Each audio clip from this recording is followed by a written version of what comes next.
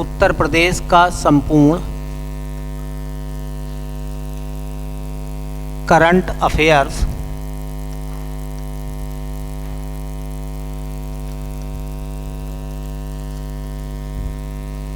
दो हजार 24। ये जनवरी से लेकर फिलहाल नवंबर तक का रहेगा। कहाँ से कहाँ तक का? जनवरी से लेकर नवंबर तक का है।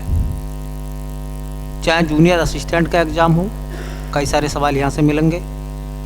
इलाहाबाद हाई कोर्ट का पेपर हो, यूपी एएसआई का पेपर हो, करंट के क्वेश्चन मिलते हैं और ये यूपी स्पेशल है तो मिलेंगे आपको। चलिए सवाल की शुरुआत कर रहे हैं। एक क्वेश्चन है, देखिए वायनाड में राहत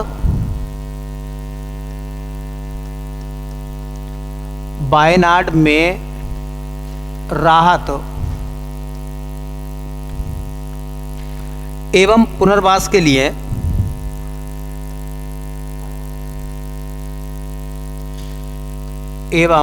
पुनर्वास के लिए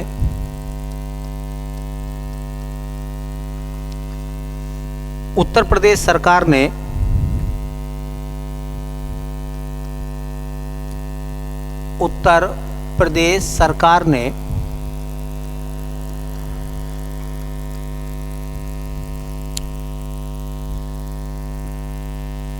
₹10 करोड़ दिए।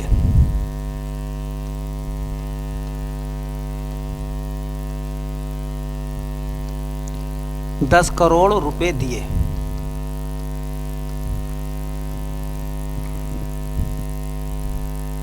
अब सवाल यह है कि वायनाड में भूस्खलन हुआ था अभी इसी साल, ये भी करंट का सवाल है।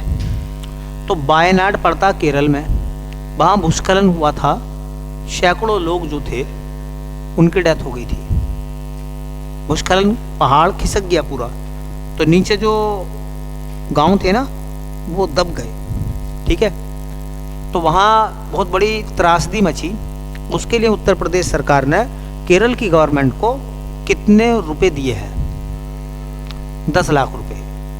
किस बात के लिए दिए हैं? वहाँ के लोगों के लिए राहत सामग्री और उनके पुनर्वास के लिए, दोबारा से उनको स्टेबलिश किया जाए। ठीक है, तो ये सवाल तो यूपी का बन गया कि बताओ उत्तर प्रदेश सरकार ने किस राज्य सरकार को 10 करोड़ रुपए राहत और पुनर्वास के लिए दिए हैं? तो केरल सरकार को। और क्यों दिए हैं? क्योंकि केरल के वायनाड जिले में भूस्खलन हुआ था बड़े पैमाने पर, सैकड़ों लोगों की उसमें जान चली गई थी। ठीक है, तो दूसरा सवाल यहां से बन जाएगा, वायनाड में भूस्खलन।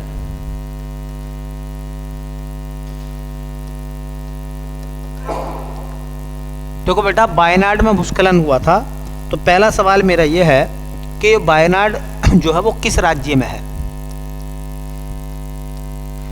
तो राज्य का नाम हो जाएगा केरल। अच्छा, भूस्खलन कब हुआ था? भूस्खलन कब हुआ था? तो जुलाई के महीने में, लगभग 30 जुलाई 2024 को, इसी साल। और कहा जाता है कि कितने लोगों की डेथ हो गई थी? तो बताया जाता है कि लगभग 300 प्लस लोग जो थे वो मारे गए थे उसमें, 300 से ज़्यादा लोग मारे गए थे। इसी के साथ साथ एक नदी ने जो इसमें आग में घी का काम करा, उस नदी का नाम चलियार नदी। चलियार नदी में बाढ़।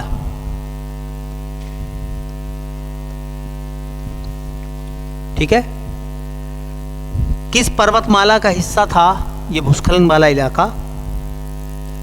तो पर्वतमाला या पर्वत श्रेणी, कौन सी पहाड़ी पर यह घटना घटी थी? तो उसका नाम आता है बेल्लारी माला पर्वत। बेल्लारी माला पर्वत। थोड़ा सा ध्यान से समझ लेना प्रोसेस क्या था। आपको पता है कि भारत में सबसे पहले जो मानसून आता है वो केरल के मालाबार तट पर आता है। भारत में सबसे पहले मानसून कहाँ आता है? केरल के मालाबार तट पर। ठीक है, तो उसी केरल के मालाबार तट पर एक वायनाड जिला है और वायनाड जिले में है पहाड़ियाँ। ठीक है, तो तुमने देखा होगा पहाड़ों पर गांव कैसे बसे हुए होते हैं। ऐसा होते हैं ना, जैसे पहाड़ है मान लीजिए ढालू नुमा, तो एक घर यहाँ है, एक घर यहाँ, एक घर यहाँ, एक घर यहाँ। ठीक है, जब यहाँ बहुत भयानक बारिश हुई तो ये जो थी पूरी की पूरी पहाड़ी का जो हिस्सा था ये नीचे की तरफ खिसक गया। अब नीचे की तरफ जैसे हिस्सा खिसका होगा तो इसके सामने जो घर वगैरह आए वो सब के सब वो दब गए, मलबा बन गया उनका। कुछ लोग जान बचाने के लिए भागे इधर उधर, तो बिल्कुल जस्ट नीचे जो है एक नदी गुजर रही थी, उसका नाम था चलियार नदी। उस चलियार नदी में भयंकर पानी आ रहा था, बाढ़ आ रही थी। तो जो बचे बेचारे बचने की कोशिश में थे लोग, वो क्या हुआ, उस बाढ़ में बह गए। ठीक है, तो एक तो भूस्खलन से वो मरे, ऊपर से क्या हुआ, बाढ़ ना होती तो शायद वो इतने सारे लोग नहीं मरते, वो बच जाते। ठीक है, जबकि ये जो चलियार नदी है वायनाड जिले के उन गांवों की जीवन रेखा है, वो लोग इसी नदी का पानी वानी पीते हैं। लेकिन क्या है कि उस दिन बाढ़ थी, खूब बारिश हो रही थी और प्लस पहाड़ी का भूस्खलन हो गया पहाड़ी से, और वो लोग बहुत सारे दब गए मलबे में और कुछ लोग जो थे वो बाढ़ के साथ बह गए। ठीक है, तो ये बहुत बड़ी त्रासदी जो थी वो केरल में इस बार घटी है, वायनाड जिले में घटी है। ठीक है, तो अब सवाल ये है कि इस घटना से इस घटना से बहुत सारे लोग प्रभावित हुए। तो उत्तर प्रदेश की सरकार ने केरल सरकार को वायनाड में जो भूस्खलन हुआ और जो लोग उस त्रासदी से बच गए उनके पुनर्वास के लिए और राहत के लिए कितने रुपए देने का ऐलान किया है? तो कितने? 10 करोड़ रुपए। किस राज्य सरकार को और किस काम के लिए?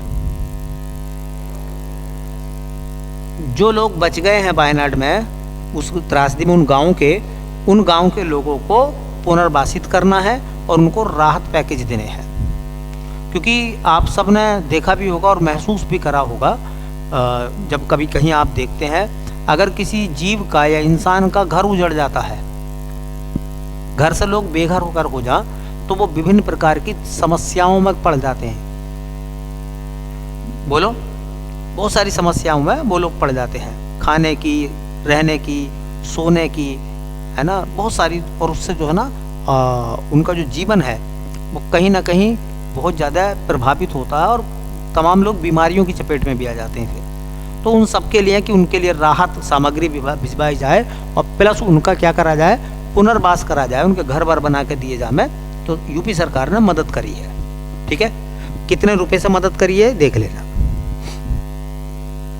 चलिए देखिए अगला क्वेश्चन क्या है, और यहाँ से सवाल के आने की संभावना बनी रहेगी।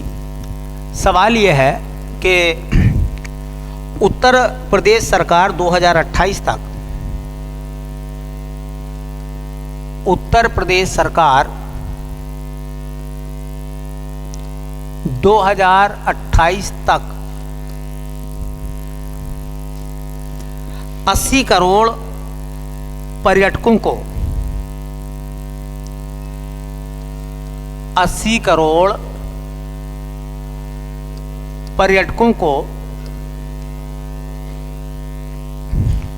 80 करोड़ पर्यटकों को आकर्षित करने का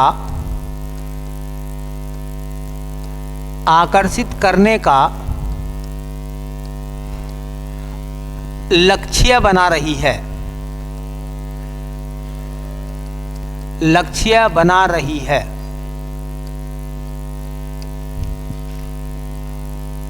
एक सवाल तो इस लाइन से बन जाएगा जो साफ साफ लिखी हुई लाइन है कि यूपी गवर्नमेंट 2028 तक ये चाहती है कि उत्तर प्रदेश में 80 करोड़ लोग, कितने? 80 करोड़ लोग, देसी विदेशी, है ना, पड़ोसी राज्यों के किसी प्रकार के हों, वो 80 करोड़ लोग जो हैं वो यूपी में भ्रमण करने के लिए आए। 2028 तक। इसका मतलब एक सवाल साफ साफ निकल कर आया कि उत्तर प्रदेश सरकार जो है वो पर्यटन को स्ट्रॉन्ग बनाना चाहती है, टूरिज्म को और बेहतर बनाना चाहती है। तो पहला सवाल तो यहीं से पूछा जाएगा कि उत्तर प्रदेश सरकार 2028 तक कितने पर्यटकों को आकर्षित करने का, अट्रैक्टिव करने का टारगेट बना रही है। कितने? 80 करोड़ लोगों को यूपी में वो बुलाना चाहती है। ठीक है, कब तक? यूपी सरकार 80 करोड़ लोगों को आकर्षित करने का लक्ष्य बना रही है। कब तक? 2028, 2027, 2026, 2030, 2028। 2 सवाल ये हो गए। ठीक है, अब सुन लेना। अब मामला ये है, अभी क्या हुआ है देखिए, 2016-17 में जो पर्यटक आए थे उनकी संख्या कितनी थी? 2016-17 में यूपी आने वाले पर्यटक, यूपी में जो टूरिस्ट आए वो तकरीबन 23 करोड़ थे। कितने? 23 करोड़। कब? 2016-17 में आए थे। अब इसकी कंपेयर करी गई है, इसका तुलनात्मक अध्ययन करा गया है 2023-24 से। 2023-24 में यूपी आने वाले पर्यटक,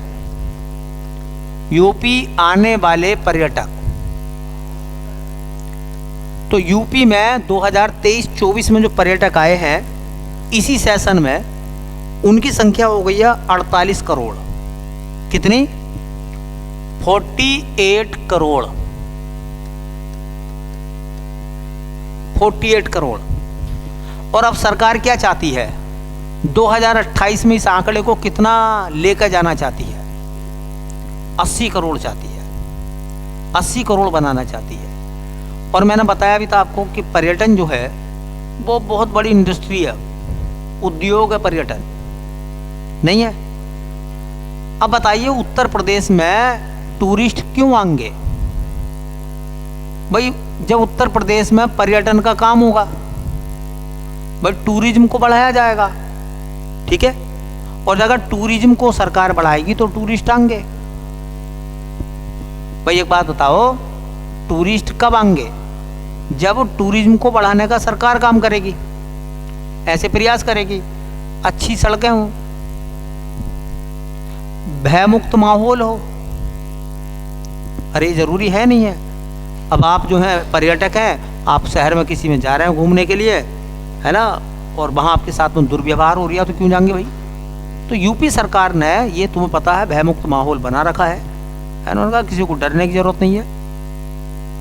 यूपी सरकार ने माफियाओं को और तमाम चीज़ों को जो है वो दरकिनार करते हुए वो इस चीज़ को लेकर आगे बढ़ी है कि हम आपको सिक्योरिटी देंगे, आप आइए। इसके साथ साथ उत्तर प्रदेश सरकार क्या कर रही है? इसके लिए सरकार 12 नए पर्यटक सर्किट विकसित कर रही है। इसको, इस टारगेट को अचीव करने के लिए, इसके लिए सरकार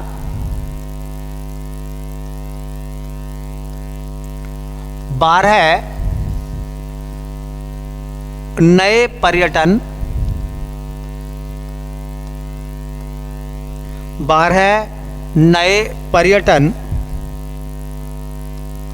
सर्किट विकसित कर रही है।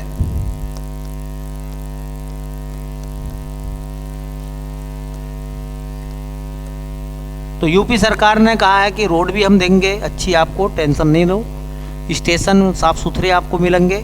ठीक है, हाँ जी, प्लस भयमुक्त माहौल आपको मिलेगा और हम आपको घूमने की जगह भी देंगे।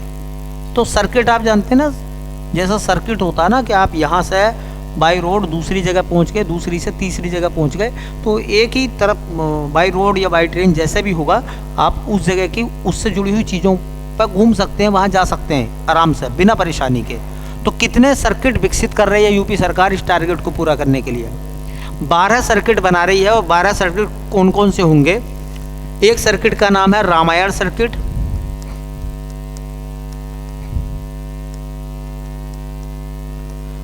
तो रामायण सर्किट में क्या होगा भाई, भगवान राम और उनसे जुड़े हुए जो यूपी में स्थल हैं, ठीक है, सब स्थलों को डेवलप करा जाएगा।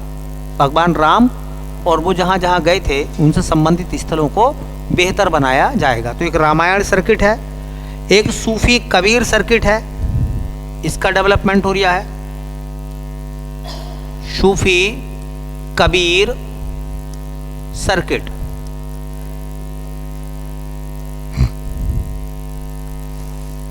एक बुंदेलखंड सर्किट बना रही है सरकार,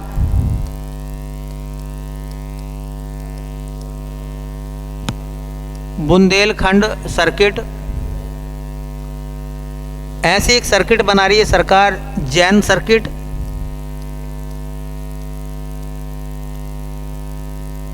अब जैन सर्किट का मतलब क्या हो जाएगा, जो जैन धर्म के स्थल हैं उनको कनेक्ट करेगी सरकार।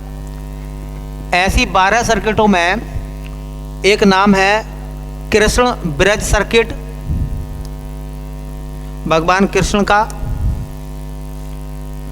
जो क्षेत्र मथुरा वाला, कृष्ण ब्रज सर्किट, ये सरकार बना रही है। एक सरकार बना रही है शक्तिपीठ सर्किट,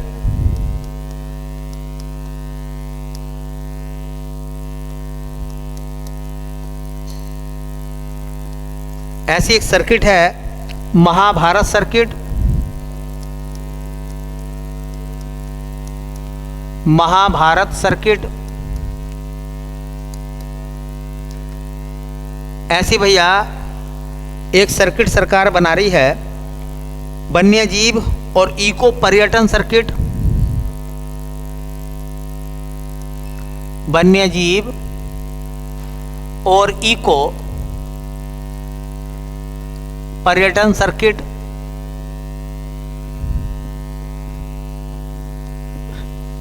ऐसे ही स्वतंत्रता संग्राम सर्किट,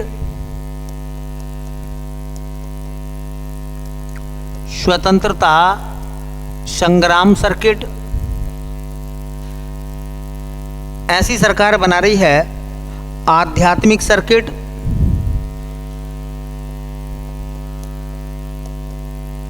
आध्यात्मिक सर्किट। ऐसी सरकार बना रही है बौद्ध सर्किट, इधर लिख के देता हूं, बौद्ध सर्किट।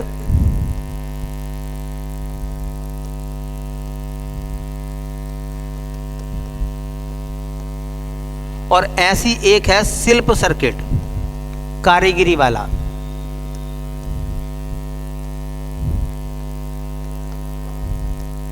शिल्प सर्किट। तो पहला तो ये बताना कि उत्तर प्रदेश सरकार जो है कब तक 80,000 पर्यटकों को आकर्षित करने का लक्ष्य बना रही है, 2028 तक। इसके लिए उत्तर प्रदेश सरकार कितने सर्किट बना रही है, 12 सर्किट बना रही है। ठीक है, कितने, 12 सर्किट बना रही है। तो एक मान लो सर्किट हो जाएगा जैन सर्किट, वैसे मोटे मोटे याद करोगे भाई। एक हो गया जैन सर्किट, एक हो गया बौद्ध सर्किट, एक हो गया रामायण सर्किट, एक हो गया महाभारत सर्किट। ठीक है, एक भगवान कृष्ण से संबंधित कृष्ण ब्रज सर्किट। बोलो बोलो भाई। एक हो जाएगा सूफियों के लिए तो सूफी कबीर सर्किट। ऐसे एक नाम हो जाएगा स्वतंत्रता सेनानियों के लिए स्वतंत्रता संग्राम सर्किट। माँ दुर्गा के लिए शक्तिपीठ सर्किट, देवी पाटन वाला इलाका। ठीक है, ऐसे ही वन्य जीवों को देखने के लिए वन्य जीव और इको टूरिज्म सर्किट, है ना। ऐसे ही शिल्प जगत के लिए शिल्प सर्किट, ऐसे ही बुंदेलखंड के लिए बुंदेलखंड सर्किट, और ऐसे ही आध्यात्मिक क्षेत्र के लिए आध्यात्मिक सर्किट। एक दो बार नामों को देख लोगे तो अपने आप नाम याद हो जाएंगे ऑटोमेटिकली। लेकिन ये जरूर याद रखना है कि 80 करोड़ पर्यटकों को आकर्षित करने का प्लान 2028 तक का है, और इसके लिए सरकार यूपी में 12 सर्किट बना रही है और ये सब के सब जो है वो टूरिज्म को यूपी में बढ़ाने का काम करेंगे। ठीक है, चलिए एक सवाल है,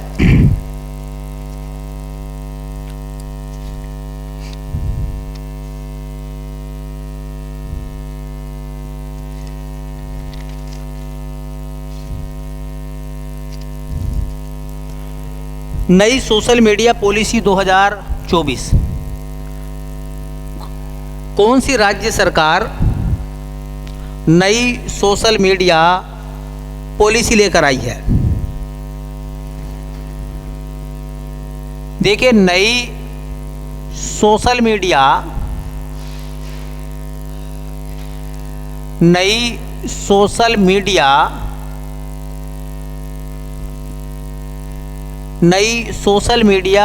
पॉलिसी 2024। अब एक सवाल तो आप लोगों के लिए ये बन जाएगा बेटा कि कौन सा राज्य सरकार या कौन सी राज्य सरकार ने नई सोशल मीडिया पॉलिसी जारी की? कौन से राज्य सरकार ने नई सोशल मीडिया पॉलिसी जारी की है? तो किस राज्य ने ये पॉलिसी जारी करी है बेटा? Uttar Pradesh.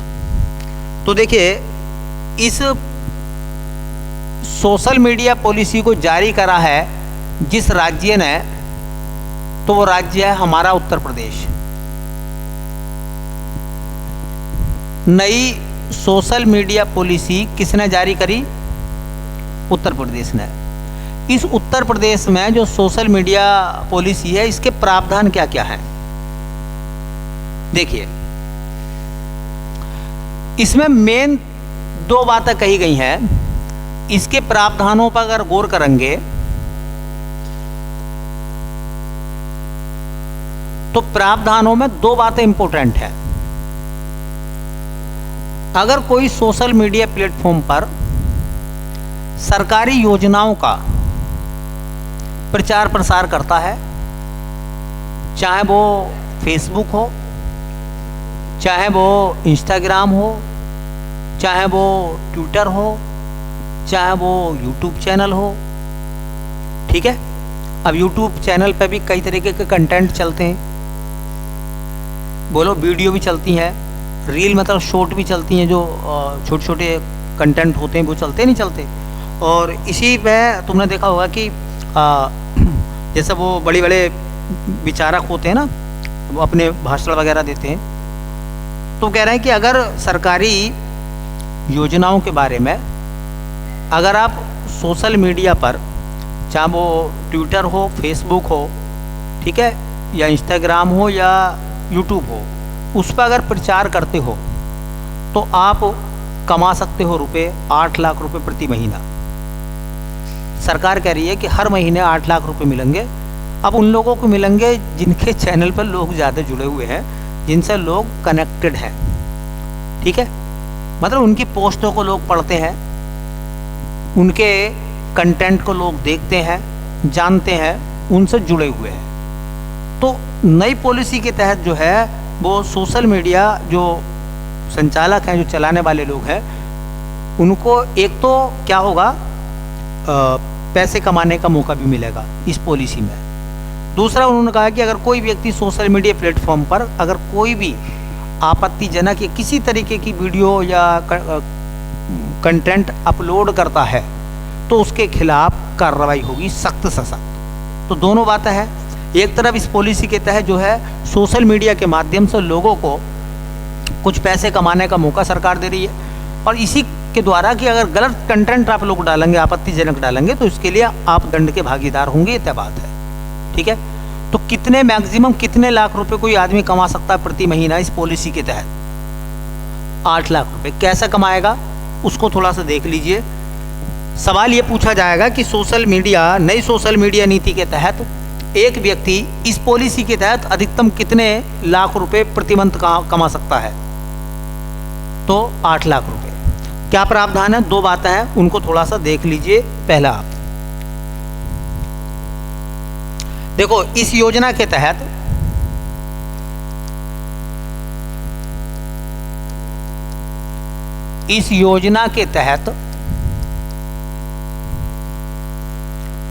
Social media influencer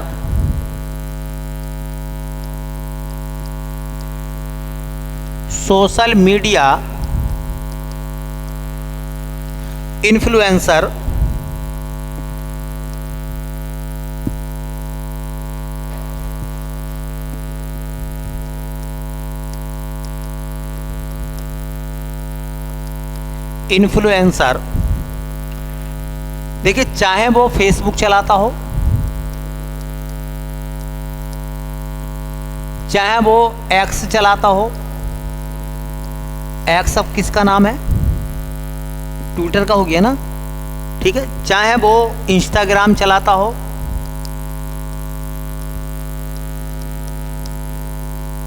चाहे वो यूट्यूब चलाता हो,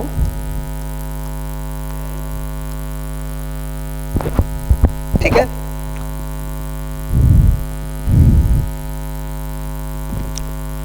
तो इस योजना के तहत सोशल मीडिया इन्फ्लुएंसर सरकारी योजनाओं और पहलों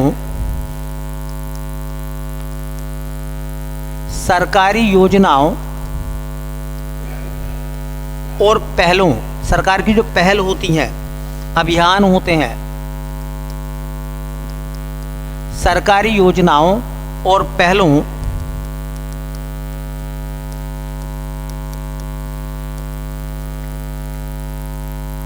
को साझा करके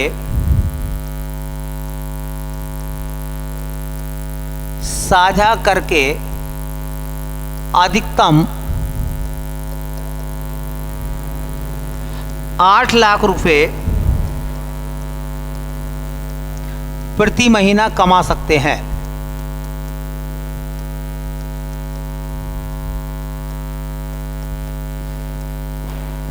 ये इस योजना में कंटेंट है। मान लो अगर कोई व्यक्ति ऐसा है, वो मान लो ट्विटर चलाता है एक्स, या वो फेसबुक चलाता है, या वो इंस्टाग्राम चलाता है, ठीक है, तो वो रुपए कमा सकता है इन सब पर चलाने वाला 5 लाख, 4 लाख, 3 लाख और 2 लाख। 5 लाख प्रति महीना, 4 लाख प्रति महीना, 3 लाख प्रति महीना और 2 लाख प्रति महीना। अब सुनना मेरी बात, ये जो मिलेंगे पैसे, ये किस आधार पर मिलेंगे? आपके कंटेंट को जो लोगों ने देखा है उस पर व्यूज कितने हैं, ठीक है। अब ऐसा मत समझना कि सबको 5 लाख ही मिलेंगे, और ये भी मत समझना कि एक्स वालों को 5 मिलेंगे, फेसबुक वालों को 4 मिलेंगे, इंस्टाग्राम वालों को 3 मिलेंगे और बाकी किससे मिलेंगे? बाकी देखने वालों को मिलेंगे। नहीं भैया, देखने वालों को कुछ नहीं मिलेगा, वो तो सिर्फ देखेंगे, ठीक है। इसमें क्या होगा भाई, जिस प्लेटफॉर्म पर आप काम कर रहे हैं, अगर उस प्लेटफॉर्म पर आपके व्यूज अच्छे खासे आते हैं, जो इनके आंकड़े होंगे इस पॉलिसी के तहत, तब आपके खाते में ये रुपए सरकार देगी फिर। और ये काम कोई ऐसा तो नहीं है कि छोटा मोटा यूट्यूबर कर लेगा। इन कामों के लिए, हाँ, जिसके एक कंटेंट पर मिलियन में व्यूज आते हों, ये उनके लिए है ना। पहले इतनी पकड़ बनानी पड़ेगी कि इतने लोग हमसे जुड़ जाएं, उनके लिए है, ठीक है। अब ये कह रहे हैं एक प्रावधान इनके लिए कहा, और जो दूसरा प्रावधान है इसी के तहत, YouTube पर अगर आप YouTube पे काम करते हैं,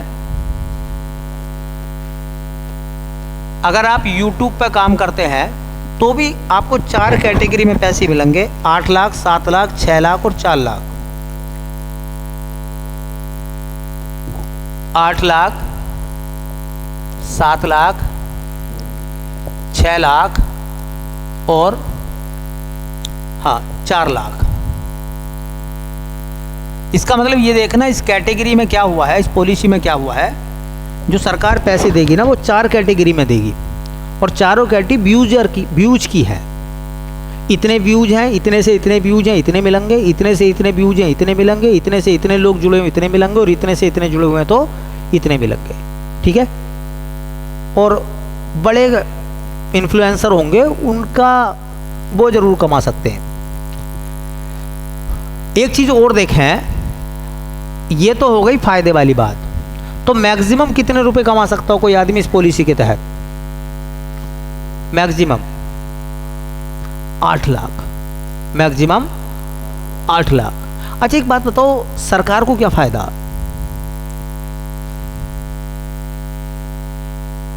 भाई सरकार पैसे दे रही है, सरकार को क्या फायदा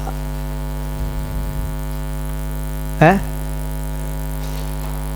देखिए, सरकार के दो फायदे। पहला फायदा यह है कि जो सरकारी इंफॉर्मेशन है, भाई मान लो आप यूट्यूब चैनल चलाते हैं और आपने अभी कंटेंट डाला, 1 घंटे के बाद में लाखों लोगों ने वो देख लिया। समझो मेरी बात को। तो सरकार का कंटेंट जब आप अपने प्लेटफॉर्म पर डालोगे तो भी लाखों लोग देखेंगे, नहीं देखेंगे? तो सरकार की जो इन्फॉर्मेशन है, सरकार की जो बातें हैं, सरकार का जो संवाद है, वो लोगों तक पहुंच जाएगा। क्योंकि अब लोग टीवी नहीं देख रहे, अब लोग टीवी में भी न्यूज भी नहीं देख रहे, अब लोग मोबाइल चला रहे हैं और मोबाइल में भी न्यूज नहीं देख रहे। अच्छा, तुम में से कितने बच्चे न्यूज देखते हैं मोबाइल में? है? अच्छा, क्या देखते हो? कोई ना कोई प्रोग्राम या कोई ना कोई व्यक्ति जिसके चैनल को आपने सब्सक्राइब कर रखा है, अगर टाइम मिलेगा तो उसकी चीज़ों को आप देखोगे, चाहे वो रील के माध्यम से हो या फिर उसकी वीडियो बड़ी बड़ी हो। देखते नहीं देखते?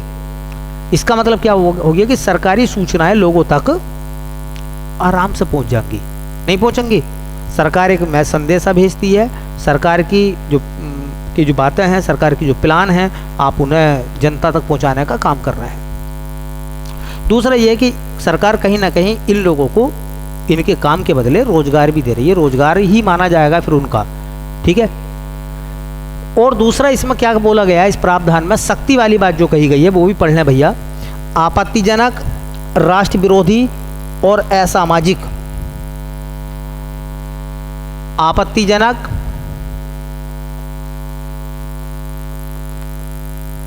आपत्तिजनक, असामाजिक और राष्ट्र विरोधी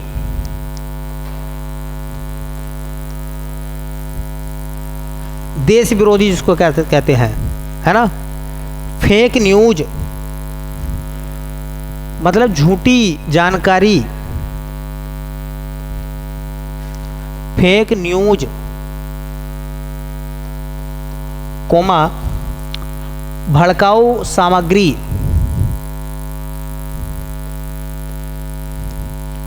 भड़काऊ सामग्री पोस्ट करने पर कार्रवाई की जाएगी, कार्यवाही की जाएगी। ये सरकार जो है इस प्लान के तहत चीज़ों को लेकर आई है। तो पहला सवाल तो आप मुझे बताओ कि पहला सवाल ये बताना है कि नई सोशल मीडिया पॉलिसी कौन लेकर आया है? उत्तर प्रदेश सरकार। इस पॉलिसी के तहत कोई व्यक्ति जो यूट्यूब, फेसबुक, इंस्टाग्राम, है ना, या फिर ट्विटर वगैरह चलाता है तो अधिकतम कितने रुपए कमा सकता है? और इस पर सख्ती भी करी गई है कि जो लोग जो है इस तरीके की चीज़ों को करेंगे, आपत्तिजनक, असामाजिक और राष्ट्र विरोधी या फेक न्यूज़ या फिर भड़काऊ सामग्री पोस्ट करेंगे, इससे क्या होगा, सरकार उन पर सख्ती से कार्रवाई करेगी। ठीक है, क्या करेगी? सख्ती से कार्रवाई। ठीक है, चलो बाकी जो है